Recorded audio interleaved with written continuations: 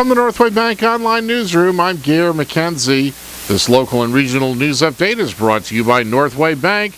Want a Northway Bank teller to keep in your pocket? There's an app for that, now available for iPhone and Android. Download yours today. Northway Bank with 17 locations throughout New Hampshire. The people you know, the bank you trust, member FDIC, equal housing lender.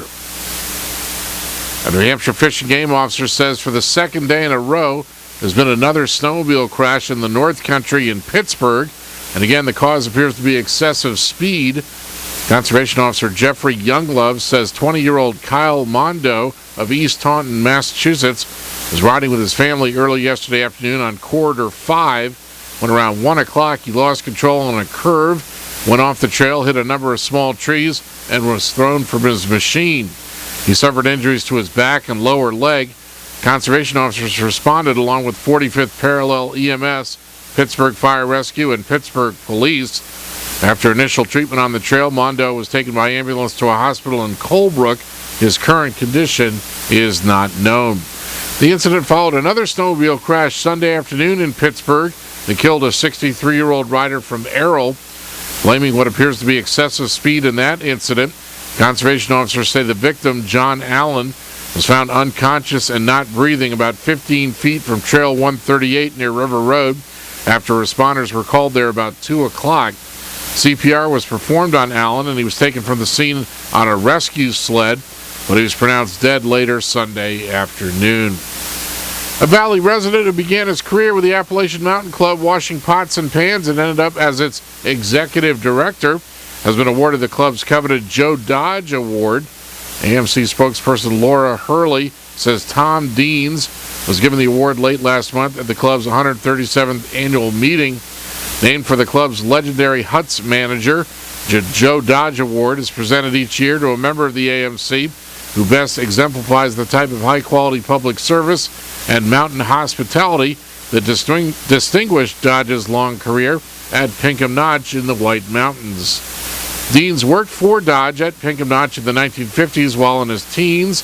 In 1975, after working at various positions within the club, he became its second executive director after C. Francis Belcher.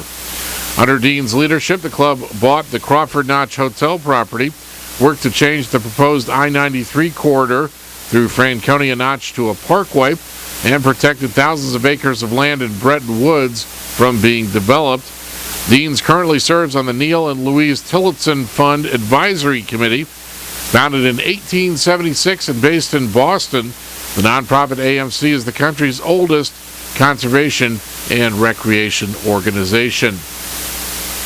In Maine news, lawmakers are likely to vote this week on a $153 million supplemental state budget. The budget rewrite bridges over $88 million of unanticipated Medicaid costs and $35 million in revenue shortfalls due to the lagging economy. It balances the budget for the year ending June 30th. The Appropriations Committee unanimously endorsed the budget last week, enhancing its prospects for passage by the House and the Senate. Passage would clear the way for lawmakers to turn their full attention to the two-year budget for fiscal 2014-2015, which starts July 1st. Governor Paul LePage has proposed a $6.3 billion spending package. In sports, number one Baylor beat third-ranked UConn 76-70 last night in college women's basketball. The New England Revolution is entering its final week of preseason training, and the Red Sox right-hander Clay Buchholz returned to the mound yesterday, 6 days after tweaking his hamstring during the first official team workout. Buchholz threw about 45 pitches in a side session and says it felt good.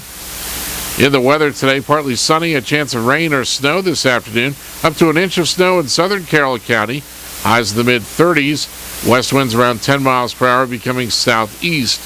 Snow showers tonight, total accumulation of 2 to 4 inches, not as cold with lows in the mid-20s with light winds, and cloudy on Wednesday, highs in the lower 30s. From the Northway Bank Online Newsroom, I'm Gare McKenzie.